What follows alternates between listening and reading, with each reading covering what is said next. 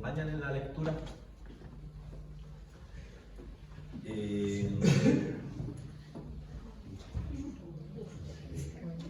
vamos a terminar con el capítulo 1 de Jonás.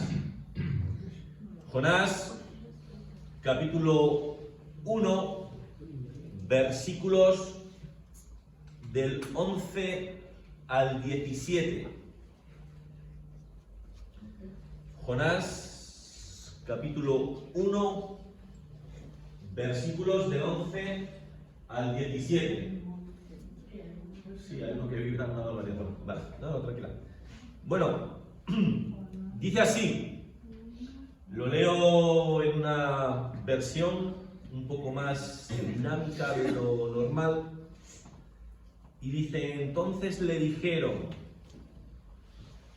¿qué tenemos que hacer para que el mar se calme en torno nuestro?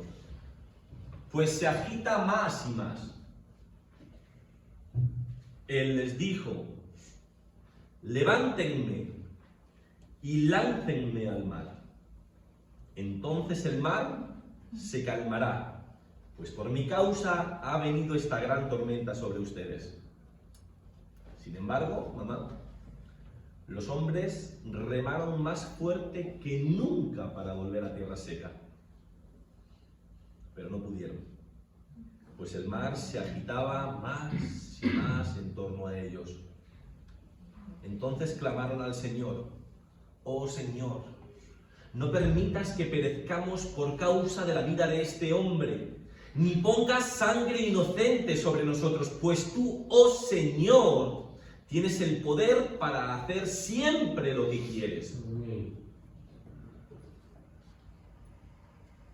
Así que levantaron a Jonás y lo lanzaron al mar. Y Mónica, la furia del mar, cesó. Entonces, curioso, se apoderó de los hombres un gran temor al Señor, y ofrecieron un sacrificio al Señor, y le hicieron votos solemnes.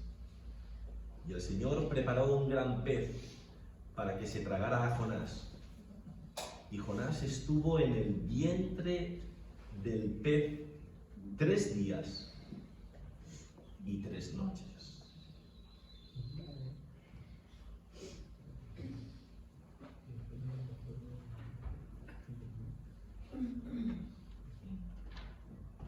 Natividad. Entre unas cosas y otras, los marineros llegan a la conclusión de que Jonás es la causa de la tormenta. Pero también entienden que es la clave para solucionar el problema. Y le preguntan: ¿qué hemos de hacer contigo para que esto se solucione? ¿Qué tenemos que hacer para que nuestras vidas no perezcan? ¿Cuál fue la respuesta de Jonás? Rosa: láncenme al mar y éste se aquietará. Y yo, Tere, me preguntaba esta semana: ¿por qué responde Jonás de esta manera? ¿Qué es lo que quiere decir? ¿Está asumiendo su responsabilidad? ¿Se siente culpable? ¿Se siente arrepentido y dice: mátenme porque me lo merezco? ¿He sido yo el que he desobedecido a Dios? ¿Yo soy la causa del problema? ¿Es una muestra de seña de arrepentimiento? ¿O es todo lo contrario? Quizá está diciendo: hermano, prefiero morir antes que ir a Nínive y predicar acerca de la gracia de Dios. Rosa, ¿es rebelión o es rebeldía contra Dios?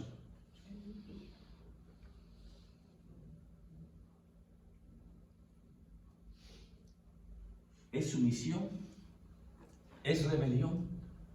¿O la respuesta correcta está en un punto intermedio?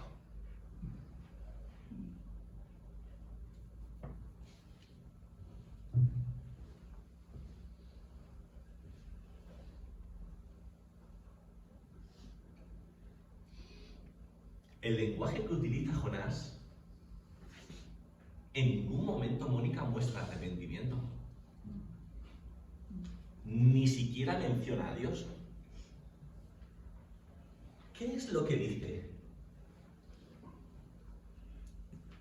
Esto tiene fácil solución. Me lanzan al mar y éste se aquietará. Por tanto, esto nos hace ver, Tere, que él no se está fijando en Dios. Pero pasa algo muy curioso, y es que por primera vez se empieza a fijar en la gente. Natividad, ¿por qué no quería ir a Nínive a predicar? Porque eran gentiles, porque no pertenecían al pueblo de Dios, porque no quería que Dios mostrara misericordia para con ellos. Pero llega un punto, Fernando, en que algo se remueve dentro de Jonás y empieza a percibirlos como personas dignas de ser tenidas en cuenta, porque se da cuenta de que la actitud de ellos para con él en ningún momento fue gravosa. Él se da cuenta, Maribel, de que estos, a sus dioses paganos, les había orado, pero él, sin embargo, siendo creyente, no lo hizo con su Dios. Aun en medio de la tormenta, estos le interrogan y le preguntan con delicadeza, no terminan con su vida por completo. Él empieza a asumir la responsabilidad de lo que está pasando. Y por primera vez empieza a surgir en él algo distinto. Y es que siente lástima. Él no está arrepentido, porque el desarrollo del libro nos lo va a demostrar. Él no pasa de un momento para otro de la rebelión contra Dios a la sumisión a Dios. No lo hace así. No lo hace así. ¿Por qué? Porque moralmente él se siente superior a los gentiles. Pero se da cuenta de que tiene que asumir la responsabilidad de que la causa de la tormenta es él, única y exclusivamente él. Y siente lástima, porque ellos no merecen lo que están pasando. Él asume que el único que debería de morir es él y no el resto. Siente lástima. Y a veces, no hay mejor cosa para iniciar una percepción espiritual que sentir lástima. Mejor sentir lástima que sentir desprecio, que es lo que él sentía por la gente. Pero mira cómo cambia. De sentir desprecio por los gentiles a sentir lástima de que otras personas tengan que pagar las consecuencias de lo que tú has hecho mal. Por eso, porque él se responsabiliza de la situación, es que dice, ¿yo soy el culpable? Con el único que Dios está enfadado es conmigo. Láncenme al mar. Y esto que voy a decir ahora es lo que da título a la predicación de hoy. ¿Qué es un modelo? No estoy hablando de una modelo, no estoy hablando de ti, ni de ti, Pero ¿qué es un modelo? Un ejemplo a seguir. una referencia, un espejo en el cual mirarnos. Vale, se nos ha hablado tanto del amor. Lo he dicho muchas veces, hablamos tanto del amor que hemos pisoteado el término. Un teólogo muy importante, Maribay, dijo: deberíamos los cristianos hablar menos del amor y mostrarlo más, porque la gente necesita más los hechos que nuestras palabras. Hay tanto amor interesado.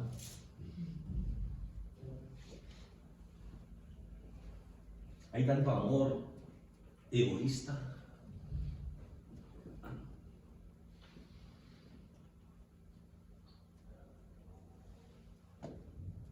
El mejor modelo del amor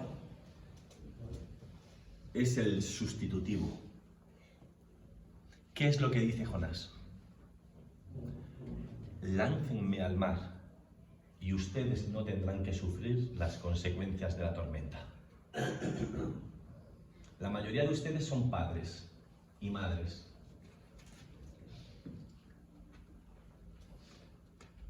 Cuando los niños son pequeños, necesitas hablarles y hablarles y hablarles, leerles, leerles y leerles. ¿Para qué? Para que sean capaces de entender y de utilizar el lenguaje.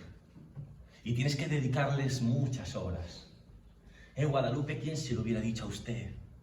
Una mujer que se dedica a limpiar, ¿verdad? ¿Cuánto ha sufrido para tener a sus 2 hijos en la universidad? ¡Qué satisfacción y qué orgullo! Pero eso no es un simple deseo, ¿verdad? ¿Cuántas horas hay de dedicación a ellos? ¿Cuántas veces os habéis tenido que negar a vosotros mismos por el bien de vuestros hijos? ¿Cuántas veces en principio tenemos que perder para que ellos ganen? Para que crezcan emocionalmente fuertes, sanos, saludables, para que puedan enfrentar la realidad de la sociedad, de que no es un mundo fácil ni sencillo. ¿Cuántas veces?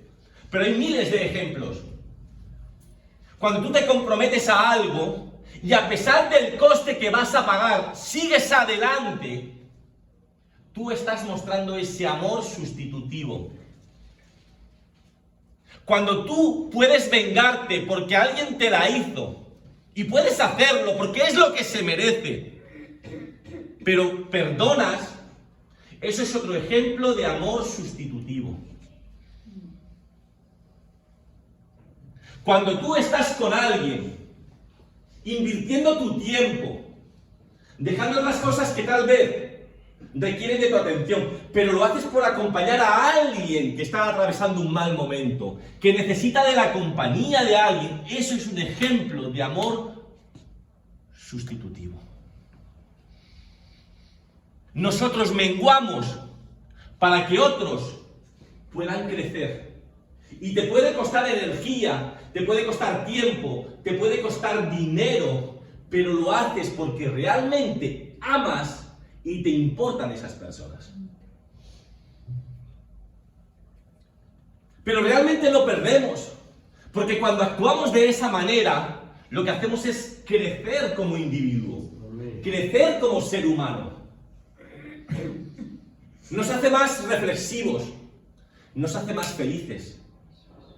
La Biblia no te engaña cuando dice que es más feliz el que da que el que recibe. Y no solamente habla de dinero.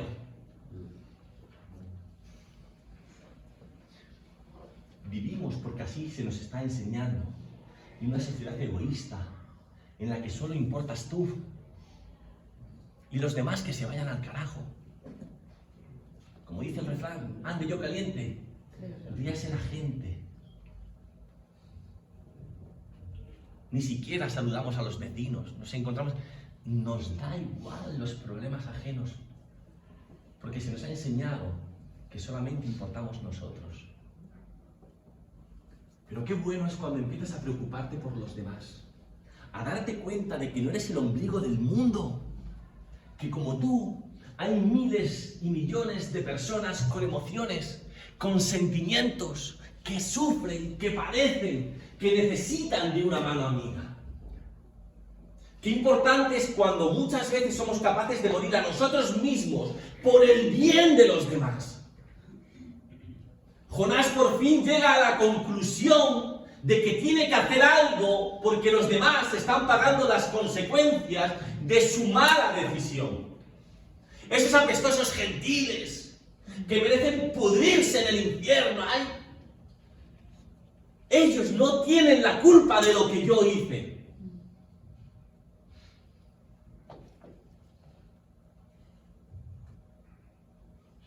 Y es un ejemplo precioso de amor. Por eso se habla de Jonás como un tipo de Jesús, que va a mostrar algo de lo que Jesús va a definir mucho mejor, a la perfección.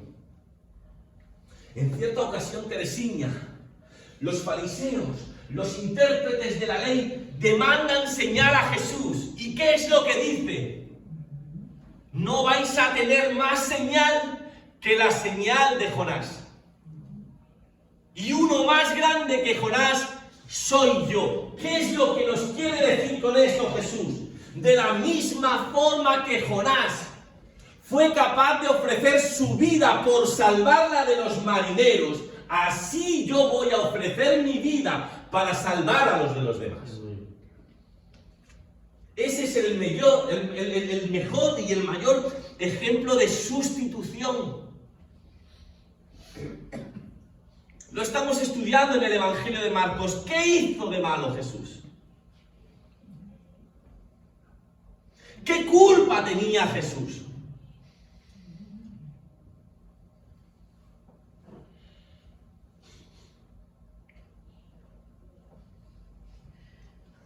Lo acabamos de recordar. Y lo acabamos de celebrar.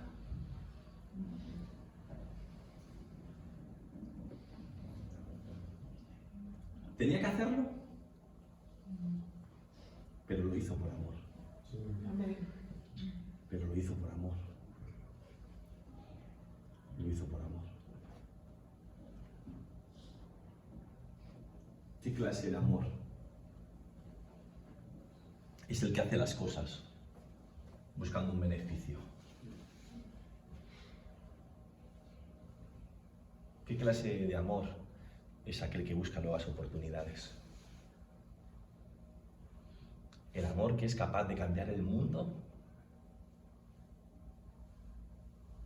Es aquel que es capaz de pensar en los demás, en alguien más que él mismo,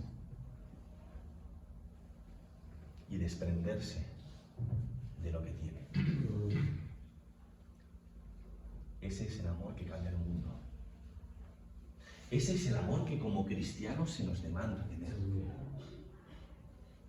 El pensar un poquito más allá de nosotros.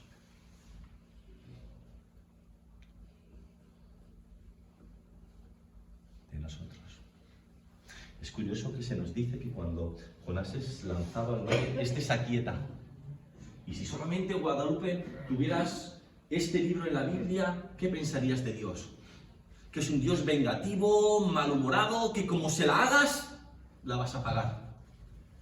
Pero incluso si solo tuviéramos el libro de Jonás, nos daríamos cuenta de que Dios no le paga conforme a lo que Jonás merece.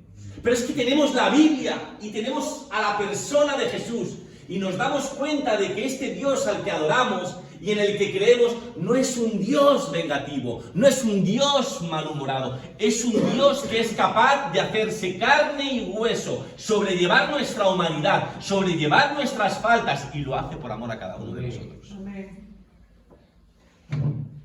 Lo que pasa es que muchas veces nos sucede lo que le sucedió a Jonás, que no era capaz de confiar en Dios, en las intenciones de Dios. ¿Y si deposito mi voluntad en Él y luego me falla? ¿Pero cómo te va a fallar un Dios que es capaz de dar tu vida por ti? Amén.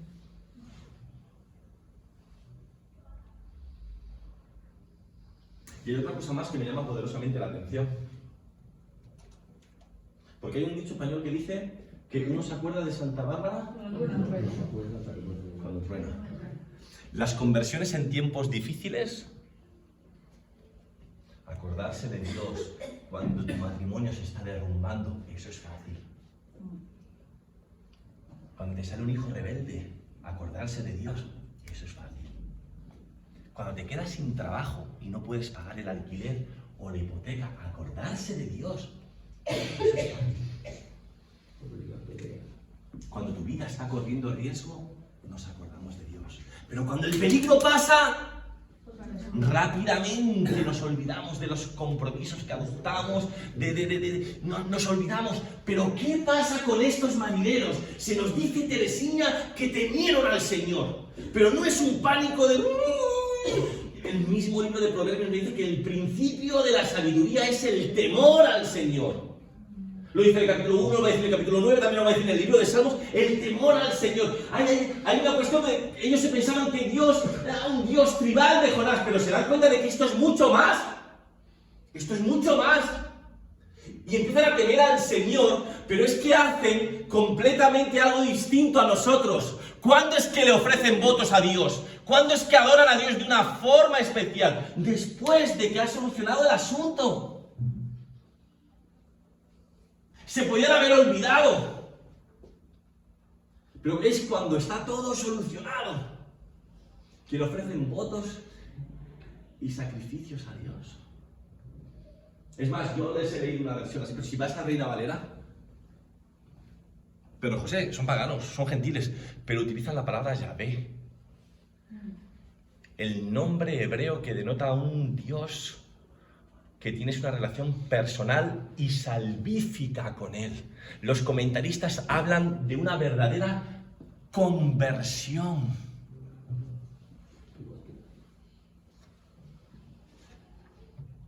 Se convirtieron a Dios. Y es curioso, Maribel, ¿sabe por qué? Porque Jonás hizo todo lo posible por no predicar a los gentiles. Porque estos no conocieran de la misericordia de Dios. Porque estos no supieran de la gracia de Dios. Y al final, de una u otra forma, supieron, conocieron y lo aceptaron. Y lo aceptaron.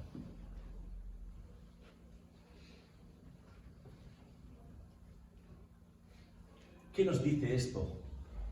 ¿Qué nos dice esto como cristianos?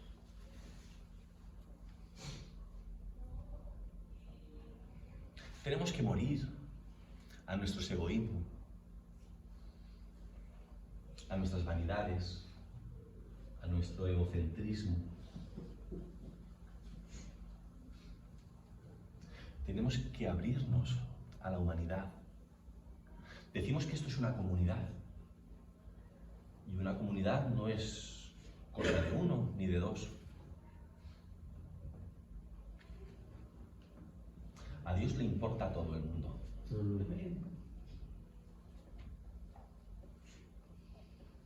Y Jonás no podía aceptar eso. El Dios que se había imaginado Jonás era un Dios única y exclusivamente para los judíos. Pero este Dios muestra y demuestra que a Él le importan todas las personas.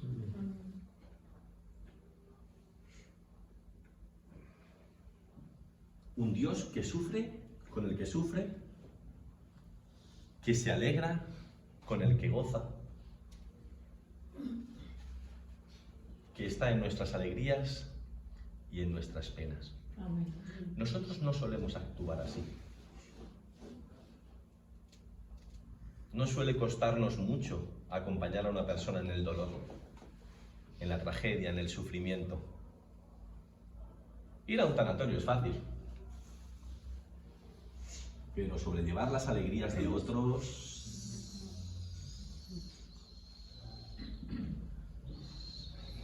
¿Alguna vez te has tenido que callar algo bueno que te haya pasado por si no se encaja bien?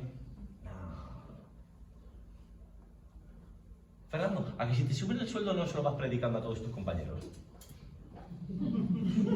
porque sabes que no. Cómo me alegro por ti, Fernando. Luego viene la pelea.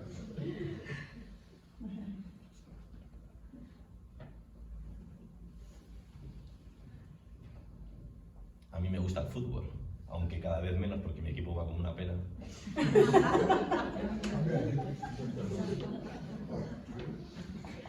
Adiós, gracias, Fernando. Me da hermanos como Eduardo, que nada más llegar, antes de decirme buenos días, me recuerda que el Madrid nos metió 4 goles. Y digo, claro, ¿verdad? Donde las dan, las toman, ¿no? Es así, ¿no? Es así, pero ¿ustedes se imaginan los piques que hay dentro de un equipo de fútbol? Porque solo pueden jugar 11. A la vez, solamente pueden jugar 11. Pero es que una plantilla tiene como 24 o 25. ¿Qué pasa con nosotros? Y muchos de ellos tienen que compartir la habitación. Imagínense al portero titular con el suplente. Y el suplente yo creo que está pensando, a ver si cuando va al baño se tropieza y se rompe.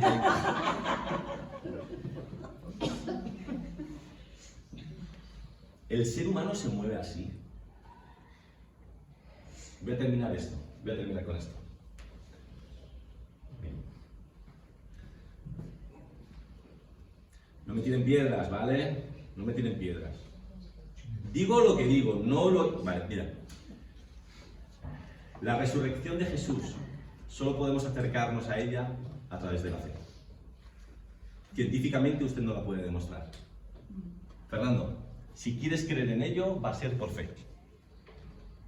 No hay hechos empíricos que así te lo demuestren. ¿Lo crees o no lo crees? Ahora, no se te ocurra ir a una iglesia y decir que dudas, porque te van a tirar piedras, te van a lanzar al foso de los leones. Pero hacerte esa pregunta te hace mal cristiano, Isaías. Voy a decir esto. Negamos la resurrección de Jesús todos los días. No, si yo creo, negamos la resurrección de Jesús todos los días. Cuando no te pones a favor del pobre, niegas la resurrección de Jesús. Cuando no luchas por la justicia, estamos negando la resurrección de Jesús. Cuando nos importan 3 pimientos los problemas de los demás, estamos negando la resurrección de Jesús. Este que les predica muchas veces con su forma de actuar y de hablar está negando la resurrección de Jesús. Porque no hay forma mejor de predicar el verdadero evangelio que con una vida práctica. Dios no necesita ni de nuestras oraciones, ni de nuestras canciones, ni de un montón de cosas que pensamos que es lo que realmente nos hace verdaderos cristianos. Yo a veces prefiero estar con un ateo que no cree en Dios, pero muestra la misericordia de Dios, que con un cristiano que va todos los domingos, pero no puedes contar nunca con él para nada.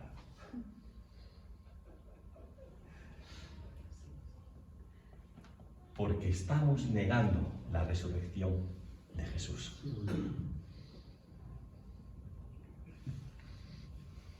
Jonás es un mal tipo, entre comillas, porque le importan 3 pimientos los gentiles.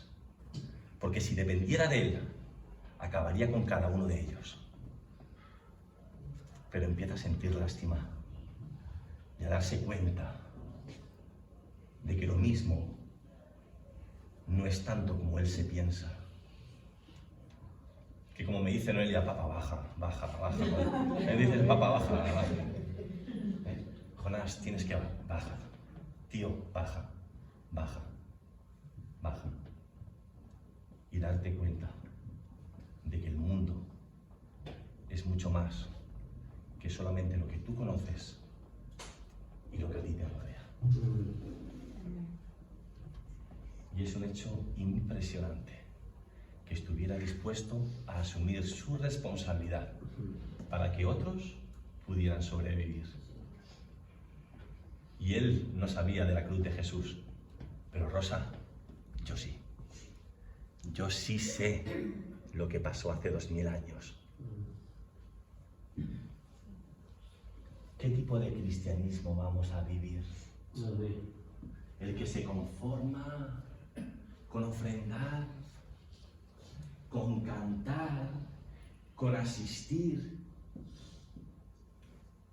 pero se aleja de la realidad del mundo.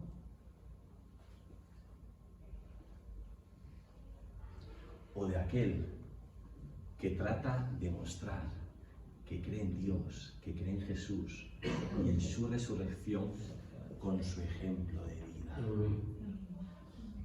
Asumiendo que hay personas que sufren.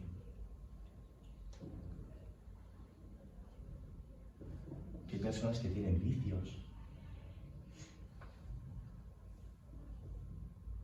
Que no son asquerosos pecadores. Son enfermos que necesitan de ayuda. De ayuda. ¿Pueden contar con nosotros, Natividad, para decirnos algo? Esto es lo que me preocupa en este momento, Fred.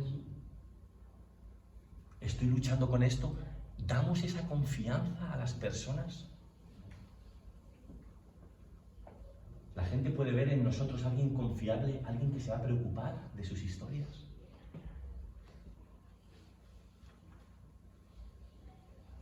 ¿Qué tipo de cristianismo es el que quieres vivir tú? Usted es muy libre de educar a sus hijos como considere oportuno. Dios me libre de querer yo aconsejarle, ni que yo fuera aquí un... Pero es lo único que trato de inculcar a mis hijos. A mis hijos.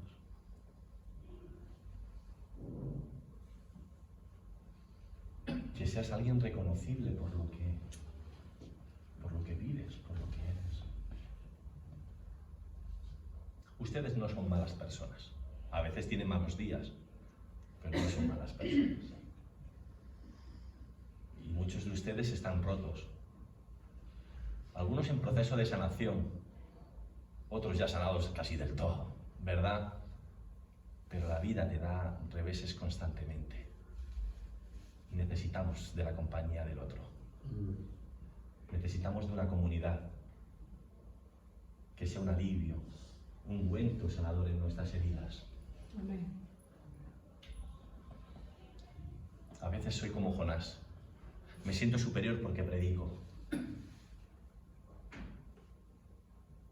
Pero él va a tener que recorrer un largo camino para bajarse de ese estatus moral que él se ha creado y que se dé cuenta de que la misma misericordia de Dios que necesitaban los gentiles es la que él necesita. No somos mejores que el resto por venir a la iglesia. Nos hace más responsables. Tendríamos que ser más responsables. Tendríamos que ser más responsables. Nos gusta ponernos el título de cristianos, pero ¿sabes una cosa, Isaías? Que eso no fue un invento del cristianismo. Fueron los que no creían los que empezaron a llamar a cristianos a las personas por cómo se comportaban. No es que nos juntemos y somos cristianos, no. La gente de fuera, la gente que no creía es la que empieza a denominar a un grupo de personas cristianos por su manera de vivir. Nos pueden llamar cristianos hoy, nos llamarían cristianos hoy. Por eso yo alabo lo que alabo. Y por eso no le doy tanta importancia a otras cosas. Sean buenas personas, porque Jesús lo fue. Preocúpense por los demás, porque es lo que Jesús hizo. No engañen a nadie, o traten de no engañar a nadie, porque Jesús fue de frente siempre. Amén. Sean amables, porque Jesús lo fue. Justos, porque Jesús lo fue. Él es nuestro modelo a seguir. Y todos los demás estamos para aprender. Para aprender. Que Dios me los bendiga. Amén.